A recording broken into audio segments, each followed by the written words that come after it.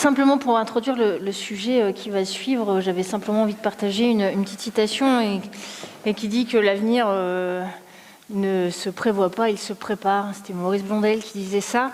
Et pourquoi je parle de ça? Parce que à Esprit de Service France, on a aussi envie de continuer à travailler en co-création et en co-développement pour vous proposer des plateformes et des axes de réflexion sur des nouveaux sujets.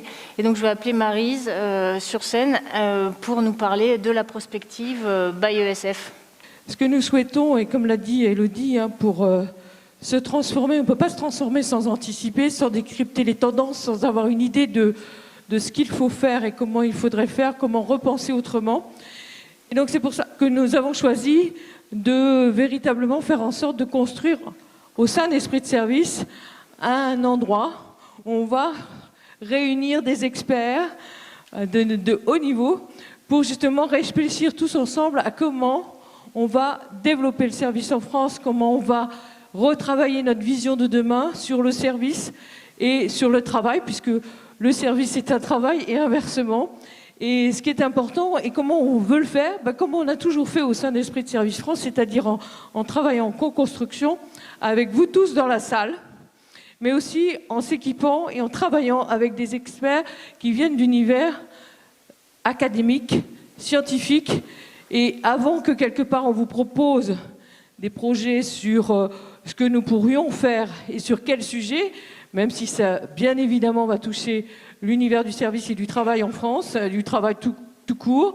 Nous avons vraiment l'idée de fédérer tous les acteurs pour justement faire en sorte de travailler la transformation des organisations par l'excellence de service, en articulant, comme on le fait à chaque convention, l'humain et le digital, en retravaillant les notions de performance, de culture, de comportement, et à travers ce dispositif, véritablement faire en sorte de nous donner des veilles pour pouvoir produire des dispositifs pour la communauté ESF, mais comme on a déjà produit des choses pour le bien commun de la société à travers notre MOOC, à travers le label, à travers tout ce que nous faisons au sein d'Esprit de Service France, c'est véritablement faire en sorte de produire à la fois des dispositifs, mais aussi des notes opérationnelles, des concepts innovants, et de valoriser tous ces travaux sur nos sites et véritablement en les travaillant tous ensemble. Alors, je vais m'arrêter là et je voudrais que chacun des acteurs qui sont sur scène vous présente ce qu'ils sont, ce qu'ils font, comment ils le font. Et j'espère qu'ils travailleront tous ensemble, qu'on travaillera tous ensemble, parce que des fois c'est un peu cloisonné quand même les univers. L'univers du service, il ne veut pas trop parler à l'univers de la médecine, et inversement, et inversement. Là, on innove totalement encore, et vous allez voir avec les personnalités qu'on a sur scène, avec notre Charles-Henri qui sera toujours là, avec le SCP qui va nous accompagner aussi, eh bien j'espère pouvoir monter un système collégial, on va repenser ensemble autrement. Aline.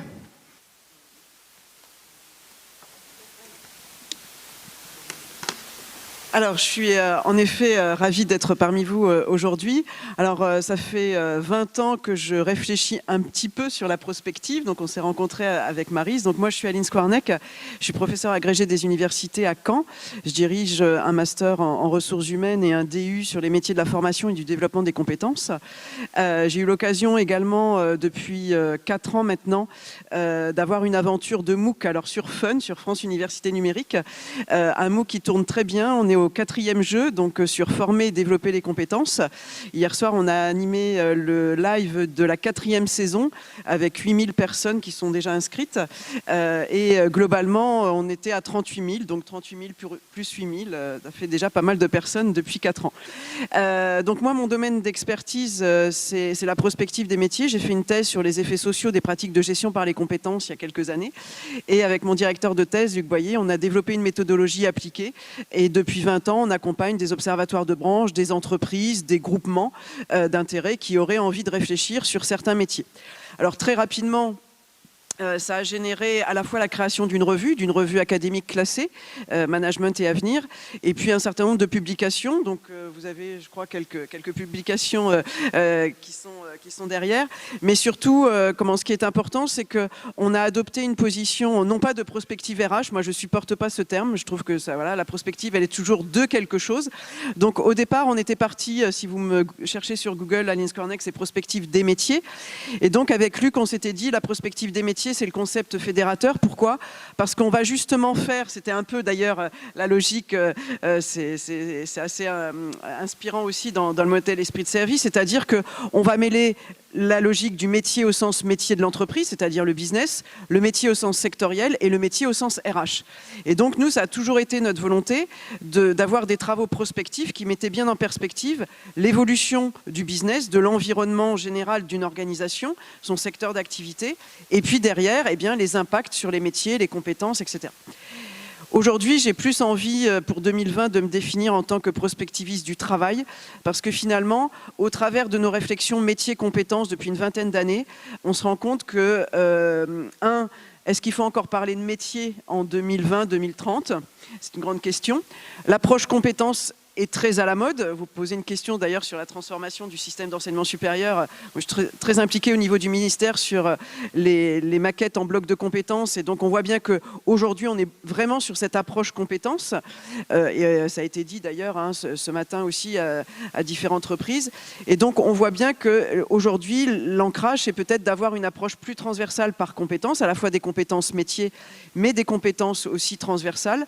On a eu la chance de participer à une aventure. L'ouvrage va sortir normalement avant Noël avec 5 OPCA de janvier à juin, donc quand ils étaient en train de passer en OPCO, et des demandeurs d'emploi pour justement monter une formation sur les soft skills et créer un référentiel de soft skills qui va être publié là d'ici peu. Et finalement, au travers de cette réflexion, on a analysé tous les référentiels internationaux existants et on a monté un référentiel autour d'une vingtaine de compétences que finalement aujourd'hui j'ai plus envie d'appeler transversales que soft. Et en parallèle, les demandeurs d'emploi avaient également une formation sur les compétences numériques de base. Donc au travers de toutes ces aventures, du référentiel FNEJ qu'on a sorti récemment sur les compétences en management et affaires, et puis de tous les travaux qu'on a fait depuis un certain temps. L'idée, c'était de se dire, aujourd'hui, moi j'ai toujours travaillé par opportunité, voilà, les études sont tombées par des rencontres, etc., pas vraiment une approche commerciale des choses. Et je me disais, il y a aujourd'hui peut-être besoin de s'organiser collégialement. Donc moi j'avais pensé plutôt à l'idée d'un collège de prospective pour finalement se dire... Le nom n'est pas encore fixé, mais de se dire finalement, entre des responsables d'entreprise qui mettent en place des programmes innovants, vous en avez présenté tout au long de la journée, des chercheurs, des personnes, je dirais, qui auraient envie de nous rejoindre, eh bien, il y a certainement aujourd'hui, dans ce monde en transformation, on aime à dire aujourd'hui en tant que chercheur qu'on change de paradigme, eh bien, à la fois de poser peut-être quelques définitions de base. Moi, j'entends beaucoup parler de transformation depuis plus d'une année. Académiquement, on n'a pas une bonne définition de ce qu'est la transformation. Donc, je pense que ce serait intéressant de faire un arrêt sur image de ce qu'est la transformation et de ce que pourra être la transformation demain, par exemple. Ça, c'est très important. Je pense qu'on parle un peu facilement de certains concepts sans les définir. Donc ça, ce serait intéressant d'avoir des définitions conceptuelles multidisciplinaires et des pratiques d'entreprise sur ces sujets. La première chose. Et la deuxième chose, je pense qu'il y a un vrai enjeu par rapport à l'association Esprit de Service de vraiment poser quelles sont les compétences de service, plus que les métiers, parce que je pense qu'au regard des enjeux à horizon 2024, je pense qu'il y a un vrai enjeu de réfléchir sur le service. Qu'est-ce qu'une prestation de service? Moi, je suis universitaire, je travaille aussi sur le parcours de l'étudiant, et je trouve qu'aujourd'hui, on a à s'interroger dans tous nos métiers sur cette qualité de service et sur cet esprit de service. Et donc, l'idée, c'est peut-être de se poser des questions. Quelles sont finalement ces compétences attendues pour les équipes en charge de différents types de business, que ce soit de l'université à l'hôpital, en passant par la chimie ou je ne sais pas quoi, sur les compétences attendues en matière de service. Donc ça, c'est un grand projet qu'on avait initié avec Maryse. On verra s'il verra le jour. En tout cas, moi, je souhaitais mettre mon expertise de 20 ans au service d'Esprit de Service France pour contribuer à cette réflexion, parce que je pense qu'à la fois, il y a un vrai enjeu pour notre pays, et qu'on est attendu sur la scène internationale par rapport à notre niveau de compétence, quand on regarde les classements internationaux à différents niveaux, et puis que quand on a un petit regard géopolitique, l'ordre du monde est quand même un peu en train de changer de côté, donc on a peut-être aussi besoin de montrer un modèle français, de réfléchir à des pratiques, et donc c'est avec beaucoup d'enthousiasme que je souhaite collaborer à cette équipe, et à ce collège et à ces réflexions prospectives. Merci beaucoup Aline. On va passer la parole à Jacques Fradin. Jacques Fradin, hop. Très bien. Présente-toi, ça sera le plus simple. simple. Je me présente brièvement. Je suis médecin, clinicien, comportementaliste, environnementaliste. J'ai créé un institut médecine environnementale en 1987. Aujourd'hui, on fait de la recherche entre neurosciences, psychologie, psychiatrie, mais aussi et beaucoup dans le domaine des entreprises, risques psychosociaux, qualité de vie au travail, accompagnement de la RSE et même transformation, transition sociétale. Et à ce titre-là, justement, j'ai été très, très intéressé aux échanges déjà depuis quelque temps avec Maryse et Esprit de Service France sur... D'abord, je pense que l'esprit de service est un des éléments clés de la mutation. Je pense qu'effectivement la coopération, la mission, les entreprises à mission, comme on commence à dire, la question du sens me paraît absolument essentielle. Et pour parler de tout ça, ce fichu facteur humain, putain de facteur humain avait dit je ne sais plus qui, ou précieux facteur humain comme on veut, je pense qu'aujourd'hui ça devient un élément clé du développement, aussi bien au niveau scientifique évidemment que sociétal, parce que à quoi ces connaissances sur les comportements peuvent-elles servir en dehors du coup par coup, marketing, management et j'en passe. On en a évoqué un certain nombre d'aspects, les aspects influence ou manipulation suivant le sens qu'on prend. Je pense qu'on peut le prendre de façon beaucoup plus positive, et c'est l'objet d'un partenariat envisagé avec Esprit de Service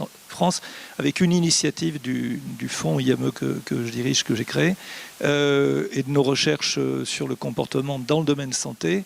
C'est la création d'un GIEC du comportement, ou GIECO, IPBC en anglais, le miroir un peu du GIEC, si on peut dire, mais dans un sens beaucoup plus vaste. D'un certain point de vue, ce qui empêche la transition sociétale aujourd'hui, ça n'est pas la compréhension des enjeux, qu'ils soient climatiques ou au niveau environnemental ou au niveau social également. La question, c'est quels sont les leviers dont on dispose pour comprendre les orientations à prendre du point de vue de l'éducation, du management, de la gouvernance, de la fiscalité, de l'ensemble des éléments de connaissance de soi également dont on a besoin aujourd'hui pour pouvoir faire autre chose que, si je peux dire, de l'expérimentation stimulus-réponse ou expérience-erreur. Et ce GIEC du comportement, c'est de réunir toutes les spécialités connues. Là, par exemple, autour du manifeste, la création du GIECO va se faire au 1er janvier en partenariat avec l'ONU. En tous les cas, c'est en négociation avancée actuellement. La question, donc, c'est de réunir des disciplines du comportement du domaine le plus fondamental au domaine le plus appliqué, de faire travailler tous ces chercheurs ensemble. Ça, c'est le groupe 1, un peu comme dans le GIEC. Et puis un groupe 2, c'est de travailler avec des acteurs de terrain, autrement dit des entreprises notamment, donc des CEO, des directeurs des ressources humaines, des DRSE et autres acteurs qui ont un état des lieux aujourd'hui, des irritants, des points forts également à partager, des expériences à partager, et aussi des perspectives à éclairer. Quels sont les leviers, quels sont les indicateurs, quels sont, comme on dit dans le domaine scientifique, les trajectoires, autrement dit les prédictions que l'on peut faire, ou en tous les cas les pronostics, qui permettraient d'orienter ces investissements. Parce que je ne pense pas que le monde économique d'aujourd'hui puisse investir sur la transition si elle ne mesure pas où ça mène. Si on ne peut pas mesurer un risque, je ne crois pas qu'un investisseur puisse parier. Et donc je pense que tout cela, c'est une interface entre le monde de l'économie, le monde de la décision, le monde de la production et le monde de l'humain, le monde du sens, le monde de ce pourquoi tout le monde se lève le matin et trouve des raisons de travailler. Comment est-ce que cette coordination peut se faire? Et donc ce partenariat esprit de service qui, pour moi, traduit bien cette mutation, autrement dit, ou à l'inverse, ce retour aux sources, comme on veut, puisqu'au départ, l'économie est faite pour nourrir la population, si je peux dire. Qu'est-ce qui fait qu'elle s'en est écartée? Qu'est-ce qui fait qu'elle peut retrouver cette synergie? Et donc, cette espèce de R&D mutualisée sur le facteur humain qui sert bien sûr le monde de l'économie, mais qui sert également l'évolution de la culture et de la société, je pense que c'est un pari que l'on peut faire ensemble.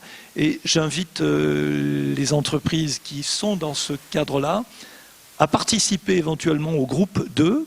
La première réunion est prévue le 6 mars au PNUE, donc Programme Nations Unies Environnement à Paris, pour les acteurs de l'entreprise qui ont envie de venir partager une expérience et des besoins ou des perspectives ou des craintes et qui souhaitent participer à un tel travail d'échange avec le monde scientifique et puis bien entendu des entreprises qui souhaitent parce qu'il y aura des fonds publics, il faut aussi des fonds privés qui souhaitent mécéner tout cela. Mais bon, tout d'abord, mettons le pied à l'étrier, on verra après sur les aspects économiques. Voilà donc les grands projets et ce laboratoire que nous souhaitons développer dans Esprit de Service France fait partie de ces interfaces entre le monde du réel, du quotidien, qui a des besoins, et cette espèce de l'équivalent un peu du GIEC ou de l'OMS ou de la FAO ou je ne sais, ces grandes institutions internationales qui aident à orienter le débat, non pas à commander, mais à recommander, parce que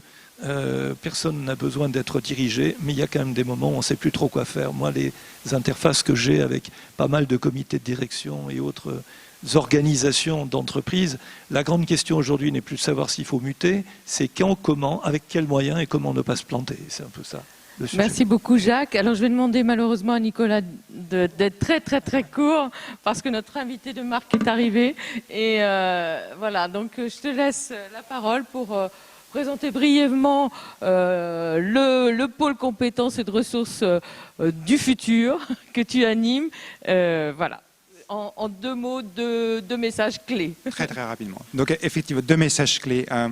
Les technologies immersives, dont la plus connue est la réalité virtuelle, sont des technologies qui vont, dans les années qui viennent, changer notre rapport à la réalité et, pour ce qui nous concerne en centre d'intérêt, profondément transformer la construction des parcours professionnels, la formation professionnelle et la collaboration au travail. Ceci étant, la technologie n'est pas l'enjeu. Le vrai enjeu, c'est la qualité pédagogique de ces dispositifs, de façon à ce qu'ils développent réellement des compétences, et en particulier des compétences comportementales qui amélioreront la qualité de service et de relations professionnelles dans les entreprises. Et ce que nous appelons la praxis des environnements immersifs, c'est-à-dire la façon dont on doit réaménager les espaces pour pouvoir utiliser ces technologies qui sont spatialisées, c'est-à-dire dans lesquelles on se déplace, mais surtout la façon dont les passeurs de savoir, les formateurs, les médiateurs, que ce soit des professionnels ou des gens qui viennent occasionnellement, vont s'approprier ces technologies et vont modifier leurs pratiques et leur posture pédagogique pour s'en saisir au mieux et en tirer le meilleur potentiel qui est disponible.